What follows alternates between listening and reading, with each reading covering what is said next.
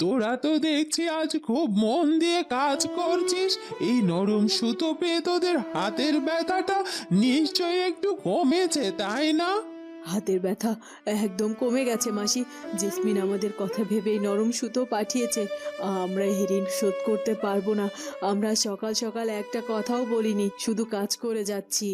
মাসি, আপনি আমাদের কাজের হিসাবটা কিন্তু ঠিক মতো রাখবেন। আমরা চাই না কেউ ভাবুক। রাজপুত্র মশাই, এই পদ্ম ফুলটা আমরা পদ্ম পরিমার কথা ভেবেই সেলাই করেছি। পদ্ম পরিমা দিদিকে আশীর্বাদ করেছিল। আমরা চাই পদ্ম পরিমারই আশীর্বাদ সবসময়। তুই এটা কি বলছিস রূপমঞ্জুরি? আমরা অপরাধী। আমাদের হাতের তৈরি কোনো জিনিস কি চারুলতা তার পবিত্র সন্তানের গায়ে ছোঁয়াতে দেবে? আমাদের পাপের ছায়া যদি ওই বাচ্চার উপর পড়ে। পিতা মহারাজ, চারু চিঠি পাঠিয়েছে। সে মধুপুরে খুব শান্তিতে আছে। মহারাজ মধুরাজা আপনার কাছেও একটা বিশেষ বার্তা পাঠিয়েছেন। মধুরাজার বার্তা? মধুপুর রাজ্যের রাজপ্রাসাদ। সকালে নরম আলো চারুলতার কক্ষে এসে পড়েছে। চারুলতা নিজের লেখা চিঠিটা সুন্দর করে ভাঁজ করে তাতে রাজকীয় সিলমোহর লাগিয়ে অপেক্ষা করছে। রানী লতা ঘরে এলো। চারু, তুই এত সকালে উঠে তৈরি হয়ে বসে আছিস? চিঠি লেখা শেষ হয়েছে তোর? হ্যাঁ মা, আমি তো কাল রাতেই সব চিঠি লিখে রেখেছিলাম। শুধু সকালে উঠে একবার চোখ বুলিয়ে নিলাম। তুমি এক্ষুনি কোনো এক বিশ্বস্ত দূতকে ডেকে চিঠিটা হেমমথুরাজে পাঠানোর ব্যবস্থা করো মা। রাজপুত্র অরুণ নিশ্চয়ই ওখানে আমার চিঠির অপেক্ষায় বসে আছে। তুই একদম চিন্তা করিস না মা, আমি এক্ষুনি প্রহরীদের সাথে কথা বলছি দ্রুতগামী ঘোড়া প্রস্তুত করতে। তোর বাবাও তো আজ সকাল সকাল উঠে রাজসভায় বসেছেন। বিদেশি বণিকদের ব্যাপারে হেমমথুরাজে কিছু জরুরি বার্তা পাঠাতে হবে। তোর চিঠিটাও সেই বার্তার সাথেই চলে যাবে। মহারাজ মধুরাজে ধীর পায়ে ঘরে ঢুকলেন। লতা একদম ঠিক বলেছে চারুমা। আমি সেনাপতি রাজেশকে নির্দেশ দিয়ে এসেছি। আমাদের দূত এখনই তোর চিঠি নিয়ে হেমরাজ্যের দিকে রওনা হবে। বাবা, হেমমথুরাজে নতুন বিদেশি বণিকদের আসার খবর তো রাজপুত্র অরুণ আমাকে চিঠিতে জানিয়েছে। এই বণিকদের সাথে চুক্তি করাটা তো আমাদের রাজ্যের জন্য খুব জরুরি। রাজপুত্র অরুণ কি একা সব সামলাতে পারবে বাবা? আমি রাজপুত্র অরুণকে এখনো পুরোপুরি চিনে উঠতে পারিনি চারু।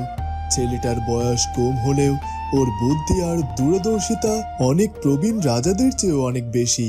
আমি কাল রাতে মহারাজ অম্বিকা প্রসাদের সাথে বিশেষ বার্তায় কথা বলেছি।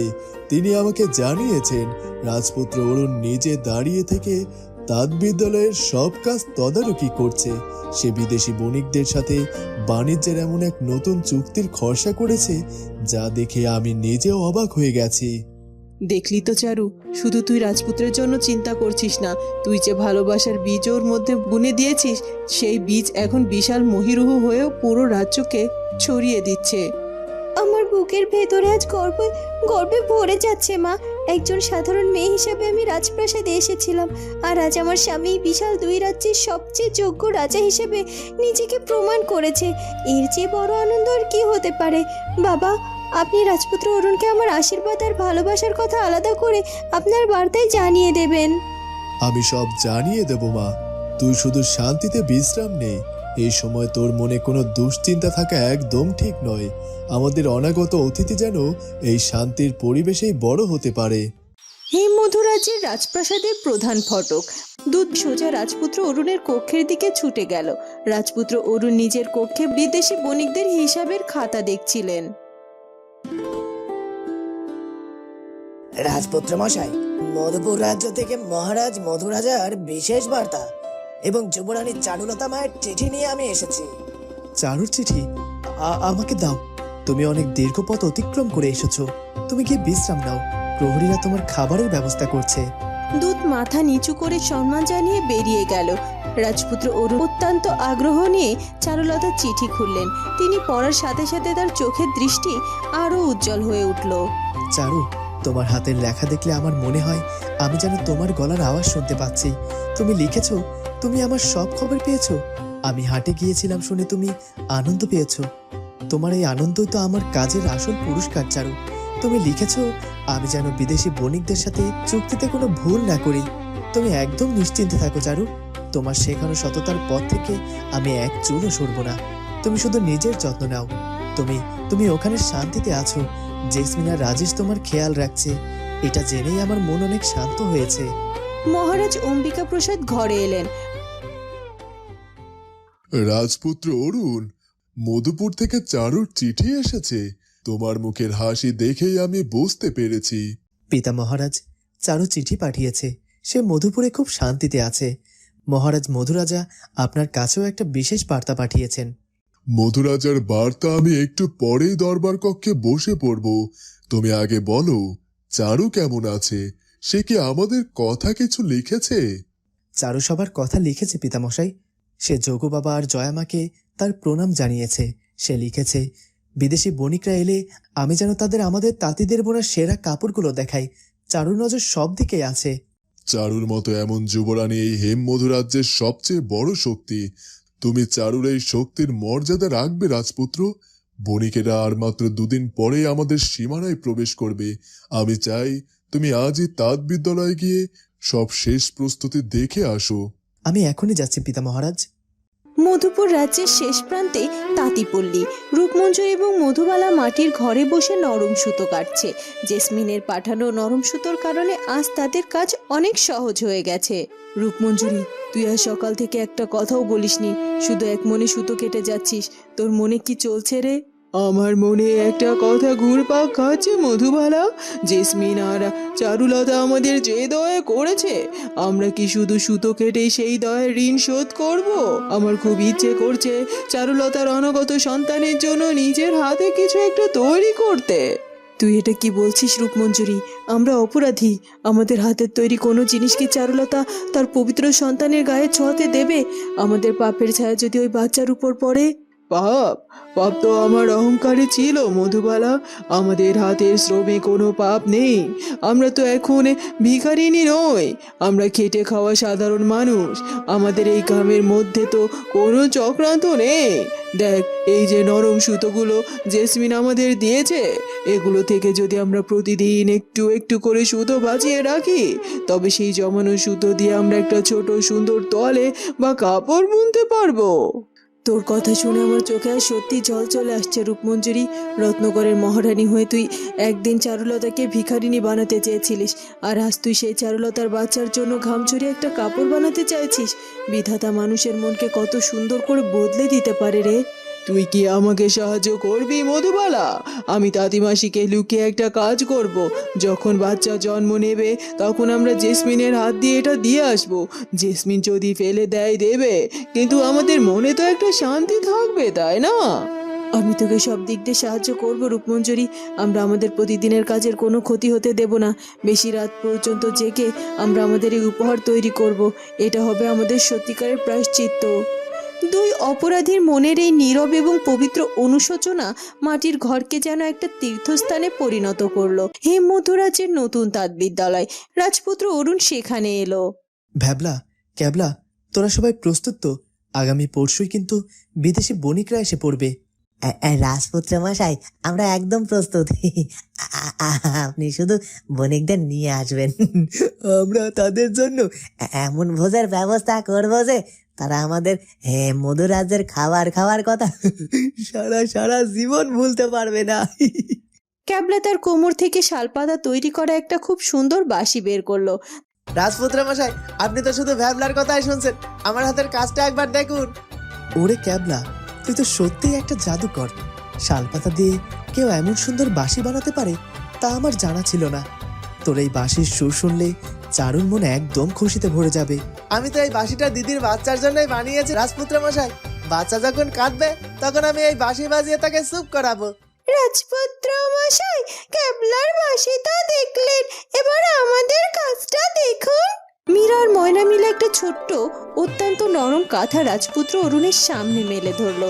সেই কাঁথার উপরে লাল আর গোলাপি সুতো দিয়ে সুন্দর একটা পদ্ম ফুল সেলাই করা হয়েছে। মীরা, ময়না, তোমরা এত সুন্দর হাতের কাজ জানো? এই পদ্ম ফুলটা তো একদম জীবন্ত মনে হচ্ছে। রাজপুত্র মশাই, এই পদ্ম ফুলটা আমরা পদ্ম পরিমার কথা ভেবেই সেলাই করেছি। পদ্ম পরিমা দিদিকে আশীর্বাদ করেছিল। আমরা চাই পদ্ম পরিমার এই আশীর্বাদ সবসময় দিদির বাচ্চার সাথেও থাকুক। তোমাদের এই ভালোবাসা আর আশীর্বাদ তো আমাদের দুই রাজ্যের আসল সম্পদ। চারু যখন এই কাঁথা আর বাঁশি দেখবে তখন তার চোখের জল কেউ আটকাতে পারবে না। তোমরা এগুলো খুব সাবধানে তুলে রাখো। বিদেশি বণিকরা চলে গেলেই আমরা চারুকে ফিরিয়ে আনার উৎসব শুরু করব। মধুপুর রাজ্যের বাগান। বিকেলে সূর্য পশ্চিম দিকে হেলে পড়েছে। মন্ত্রী জেসমিন এবং সেনাপতি রাজেশ পাশাপাশি হাঁটছে। রাজেশ বাবু, আজ সকালে আমি কাকিমাসের কাছ থেকে একটা অদ্ভুত খবর পেলাম। রূপমঞ্জুরি আর আমার মা নাকি কাল রাত অনেকক্ষণ পর্যন্ত জেগেছিল। তারা নাকি তাদের কাজ শেষ করার পরও বসে চরকা ঘোরাচ্ছিল। রাতেও তো চরকা ঘোরাচ্ছিল কেন জেসমিন? তুমি তো তাদের কাজের একটা নির্দিষ্ট হিসাব দিয়ে দিয়েছো। তারা কি সেই হিসাবের চেয়েও বেশি কাজ করতে চাইছে? আমিও সেটাই বুঝতে পারছি না রাজেশ বাবু। দাদিমাসি বলল ওরা নাকি খুব যত্ন করে আলাদা কিছু নরম সুতো জমাচ্ছে। ওরা কি কোনো চক্রান্ত করছে বলে আপনার মনে হয়? জেসমিন, একজন মানুষের অহংকার যখন মাটিতে মিশে যায় তখন সে চক্রান্ত করার সাহস বা শক্তি দুটোই হারিয়ে ফেলে। আমি মন্ত্রী হয়ে রাজ্যের সবার বিচার করতে পারি, কিন্তু নিজের মায়ের কষ্ট দেখলে তো একটু দুর্বল হয়ে পড়ি। ওরা যদি সত্যি বদলে গিয়ে থাকে তবে চারুদিদির এই করুণা যে সার্থক হবে। চারুদিদির কোনো কাজ কখনো ব্যর্থ হয় না জেসমিন। তুমি ওদের উপর নজর রাখো, কিন্তু ওদের নিজেদের মতো করে বদলাতে দাও। আর তুমি কি জয়া মায়ের চিঠির উত্তর পাঠিয়েছিলে? হ্যাঁ রাজেশ বাবু, আমি আজ সকালে জয়ামাকে একটা চিঠি পাঠিয়েছি। আমি লিখেছি যে আমরা আমাদের আশীর্বাদ মাথা পেতে নিয়েছি। আমাদের এই মধুপুর রাজ্যেও এবার নতুন একটা সংসার, একটা নতুন স্বপ্নের সূচনা হবে। জেসমিন, তোমার এই কথাটা আমার জীবনটাকে নতুন আলোয় ভরিয়ে দিল। আমরা চারুদিদি আর রাজপুত্র অরুণের মতোই আমাদের এই রাজ্যকে আর আমাদের নিজেদের জীবনকে ভালোবাসায় মরিয়ে দেব। হেমমধু রাজ্যের রাজপ্রাসাদ, যোগু মোড়লের কক্ষ। যোগু মোড়ল তার লাঠিটা পরিষ্কার করছে। জয়া হাতে একটা চিঠি নিয়ে ঘরে এলো। ওগো, তুমি তো সারাদিন এই লাঠি নিয়ে বসে আছো। এদিকে দেখো, জেসমিনের চিঠি এসেছে গো। জেসমিনের সিটি? তা জেসমিন মা কি লিখেছে জয়া? তুমি যে কাল ওকে ওই সব কথা লিখে পাঠালে, মেয়েটা কি রাগ করেছে গো? রাগ করবো কেন গো? জেসমিন তো আমাদের সারুর মতোই লক্ষ্মী পানা মেয়ে। সে লিখেছে সে আমাদের আশীর্বাদ মাথা পেতে নিয়েছে। সে আর রাজেশ নিজেদের সংসারের কথা ভাবতে শুরু করেছে। আমি তো আনন্দে আত্মহারা হয়ে গেছি গো। বিধাতা তোমার মুখ তুলে চেয়েছেন জয়া। এই রাজপ্রাসাদে সারুর সন্তান খেলবে আর মধুপুরে জেসমিনের সন্তান বড় হবে। আমাদের জীবনের সব কষ্ট দূর হয়ে গেল জয়া। রাজপুত্র অরুণ হাসি মুখে ঘরে ঢুকলো। বাবা, মা, আপনারা এত আনন্দ করছেন, আমাকে একটু ভাগ দেবেন না? এসো রাজপুত্র, এসো। আনন্দের খবর তো চারদিকে ছড়িয়ে আসে। জেসমিনের খবরটাও তো শুনলে। আর তুমি যা সকালে সারু চিঠি পেলে, তা সারু কি লিখেছে আমাদের? চারু আপনাদের প্রণাম জানিয়েছে মা। সে লিখেছে আপনারা যেন আমার খেয়াল রাখেন, আমি যেন ঠিক মতো খাওয়া দাওয়া করি। সারু তো আমাদের লক্ষ্মী মা। রাজপুত্র, তুমি বিদেশি বণিকদের সব ব্যবস্থা করেছো তো? সব ব্যবস্থা হয়ে গেছে বাবা। আমি আজ তাঁত বিদ্যালয়ে গিয়েছিলাম। ভ্যাবলা, ক্যাবলা, মীরা, ময়না সবাই মিলে চারুর বাচ্চার জন্য এত সুন্দর সুন্দর উপহার বানিয়েছে, যা দেখলে আপনারা অবাক হয়ে যাবেন। আমাদের এই রাজ্যটা এখন ভালোবাসার উপর দিয়ে দাঁড়িয়ে আছে। তুমি একদম ঠিক বলেছো রাজপুত্র। তুমি এবার বসো, আমি তোমার জন্য খাবার আনছি। চারু বলেছে তোমাকে না খাইয়ে ছাড়বো না। রাজপুত্র অরুণ হাসি মুখে খাবার খেতে বসলেন। হেমমধু রাজ্যের পশুশালা।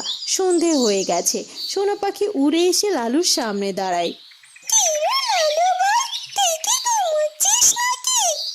ঘুমাবো কেন রে সোনা পাখি? আমি তো শুধু ভাবছিলাম আমাদের রাজপুত্র অরুণের কথা। রাজপুত্র আজ দুপুরে আমাকে নিজের হাতে ঘাস খাইয়ে দিয়ে গেছেন। ওনার মুখে এখন আর কোনো বিষণ্ণতা নেই। বিষণ্ণতা থাকবে কেন ভাই? সকালে তো চারুর চিঠি এসেছে, আর আজ রাজপুত্র তাঁতবিদ্যালয়ে গিয়েছিলেন। সেখানে সবাই চারুর বাচ্চার জন্য উপহার বানাচ্ছে। উপহার বানাচ্ছে? তাহলে আমি কি উপহার দেব রে সোনা পাখি? আমার তো আর হাত নেই যে আমি শাল পাতা দিয়ে বাঁশি বানাবো, কাঁথা সেলাই করব। তুই বড় হয়ে আবার কি উপহার দিবি? তোর পিঠে চড়েছে চারুর বাচ্চা, পুরো রাজ্য ঘুরবে। এটা তো সবচেয়ে বড় উপহার। তুই শুধু নিজের গায়ে জোর রাখ ভাই। তুই ঠিকই বলেছিস সোনা পাখি। আমি দাদু গরু হয়ে আমার নাতিকে পিঠে নিয়ে এমন দৌড় দেব যে সবাই অবাক হয়ে তাকিয়ে থাকবে। তুই কাল সকালে রাজপুত্রের বারান্দায় গিয়ে আবার গান শুনিয়ে আসবি কিন্তু। আমি তো রোজ রোজই যাই ভাই, রাজপুত্রকে আমি এক মুহূর্তের জন্য একা হতে দেব না। রাতের বেলা হিমমধু রাজ্যের রাজপ্রাসাদ এবং মধুপুর রাজ্যের রাজপ্রাসাদ। মধুপুর রাজ্যে চারুলতা নিজের জানালার কাছে দাঁড়িয়ে আকাশের চাঁদের দিকে তাকিয়ে আছে। রাজপুত্র অরুণ, আমি জানি আপনি এখন হেমমধু রাজ্যের সব কাজ সুন্দর করে গুছিয়ে নিয়েছেন। বিদেশি বণিকরা এলে আপনি ঠিক আপনার যোগ্যতার প্রমাণ দেবেন। আপনার এই দায়িত্ববোধ আমাকে অনেক শান্তি দেয় রাজপুত্র। আমি এখানেও বসে আপনার মনের সব কথা বুঝতে পারি। আমাদের এই দূরত্ব আমাদের ভালোবাসাকে কোনো দিনও কমাতে পারবে না। আমাদের অনাগত সন্তান আপনার এই ভালোবাসার পৃথিবীতেই জন্ম নেবে। হেমমধু রাজ্যের রাজপুত্র অরুণও নিজের জানালার কাছে দাঁড়িয়ে আছে। চারু, আমি আর সারাদিন তোমার শেখানো পথেই হেঁটেছি। তাঁত বিদ্যালয়ের সবাই তোমার অপেক্ষায় বসে আছে। মীরা আর ময়না যে কাঁথাটা বানিয়েছে তাতে পদ্মপুরীর আশীর্বাদ মিশে আছে। আমি জানি তুমি এই তারাগুলোর দিকে তাকিয়ে আমার কথাই ভাবছো। তুমি শান্তিতে ঘুমাও চারু। আমি এই দুই রাজ্যের সব দায়িত্ব নিজের কাঁধে তুলে নিয়েছি। তুমি ফিরে এলে এই রাজপ্রাসাদ নতুন আলোয় সেজে উঠবে। রাতের এই শান্ত এবং গভীর পরিবেশ দুটি হৃদয়ের এই নীরব কথোপকথন গল্পটিকে এক অত্যন্ত স্নিগ্ধ, সুন্দর এবং পরিপূর্ণ পরিণতির দিকে নিয়ে যায়। কোনো চক্রান্ত ছাড়া শুধুই আগামী নতুন জীবনের প্রতীক্ষায় 234তম পর্ব সমাপ্তি হলো। আর এরপর কি হতে চলেছে সেটা জানবো আমরা পরের পর্বে। ধন্যবাদ।